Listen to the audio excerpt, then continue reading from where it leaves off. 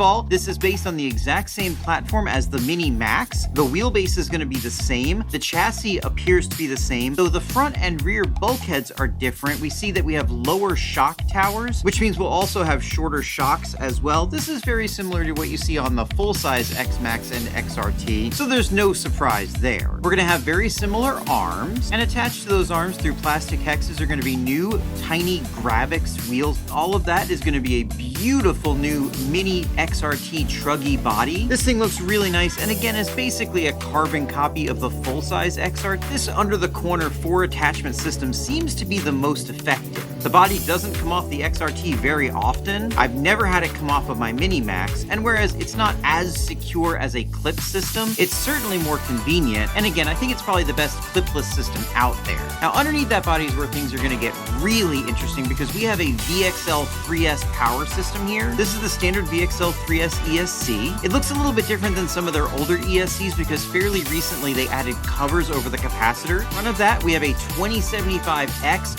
full-size Metal Gear servo. This is a fantastic update from the previous plastic servo. Whereas the Mini Max did have full-size electronics on it, some of them, including that plastic servo, were a little bit disappointing. That servo appears to be driving the exact same servo saver, down to the same steering links, which are non-adjustable. I personally think on a basher, especially a small basher, non-adjustable plastic links are best. Not very many bashers are going to be going in there and adjusting their toe angle or camber, and having a single solid plastic link, if it's done correctly, can actually be stronger than having a multi-part steel and plastic adjustable link. Powering the car is going to be a 3500 kV Valenion motor, probably pretty similar to what we've seen in other 110 scale vehicles. Of course, it'll really be overpowering this little tiny vehicle, but maybe not with the included battery, because included with this is going to be a 2S LiPo. It's going to be coming with the same little USB-C powered charger that came with the BL2S version of the Mini Max. This ESC and motor are going to be 3S compatible, and they're actually to protect that front and rear weaker differential. We do have a nice center differential now. This is the plastic cased version, not the aluminum cased version, but having a center differential in the car allows power to bleed off between the front and rear and really helps protect the drivetrain, and is probably the best upgrade they've made to this car.